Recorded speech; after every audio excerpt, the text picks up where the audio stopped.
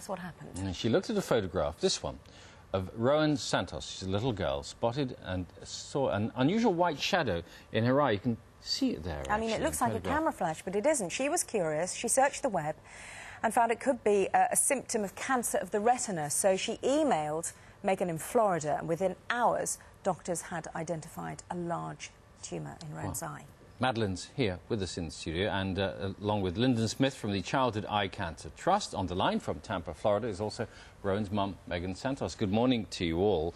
Madeline, I better start with you. I mean, this is a really extraordinary story. You got to know Mrs. Santos through a forum, chat room, in a sense. You were both, what, mums-to-be? Was that how it worked out? Yeah, I was just looking for some support, really. When I found out I was pregnant, I wanted other women to talk to who were going through the same issues I was, just the general pregnancy issues. And yeah, so I found a group online that were in the same situation I was, and we had lots to talk about.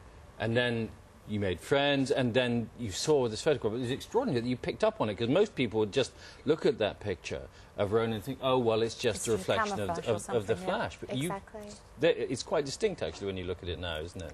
Yeah, I do think that's the same reaction a lot of people had. The glare had actually been present since February, looking back at the pictures. So it had been there for 6 months, and it was just fortunate that I saw it when I did. Well, let's turn our attention. We'll chat to you in a sec, Lyndon, about that, how common this cancer is. But let's talk to Megan now, who can join us from Tampa in Florida.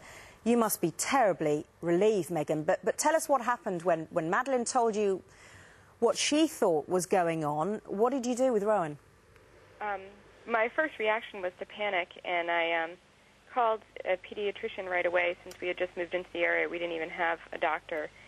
And we were fortunate that someone saw us that very day, and from there we basically saw a pediatric ophthalmologist who then, within the next 2 days sent us to a specialist who, without even having an appointment, saw us immediately. And then the day after that, she had her first laser therapy. And how is she now?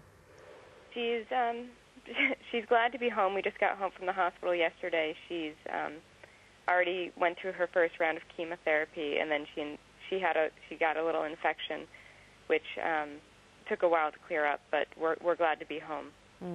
Has she lost her eye, Megan, or can she still?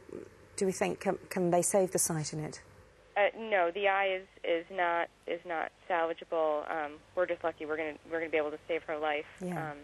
At this point, her eye will come out after a few rounds of chemotherapy. Lyndon, you're with the Childhood Eye Cancer Trust. This sort of thing is pretty rare, isn't it? It is. Retinoblastoma is a very rare condition, but it is extremely treatable. In the UK, there's approximately 50 cases a year, and that accounts to 1 new family diagnosed in the UK a week. If it had been caught a little bit earlier, then is it easier to treat than having that laser surgery? Early diagnosis does often mean that the treatment is less severe. In some cases, if it's treated very early, we can actually save the eye. So we're very much promoting increased awareness of the signs and symptoms of retinoblastoma. As Megan says, although Rowan has lost her eye, she's grateful that she's alive, because had you not spotted it, then it would have gone unnoticed. And that seems remarkable, doesn't it, that you can see sometimes through a camera flash that something is wrong, where you can't see just looking at your baby. Yeah. Well, actually, the photographs that are being shown of Rowan is actually picking up on the white reflection, which is the tumour in the back of the eye. So the flash is actually reflecting off the tumour and not the blood cells. So that's why you don't see the red eye reflex, but the white eye reflex. And that's one of the most common symptoms of eye cancer. Okay. What's extraordinary, Madeline, is that once you picked up on it, you went and did some more research, didn't you? So talk about the power of the internet. This is amazing, really, wasn't it? It's incredible, but I mean, it's just it shows the power of the internet, as you say, and it's fortunate I was in the right place at the right time. Well, also, but you cared enough to make that effort, so all power to you as well. Yes, yeah. Well, Megan's a friend of mine, and even though we're worlds apart, I consider her a friend. So that's something I've been able to give back to her. Megan, as she says, you're sort of worlds apart, and you haven't even met yet, have you? And yet there's an extraordinary link now between the two of you, and I wonder whether it would be nice for you to meet Rowan. What do you think? Might you come over? Well, right now we're stuck here for at least until the end of March when she's finished with her therapy. So, but I would love to meet Madeline. Okay.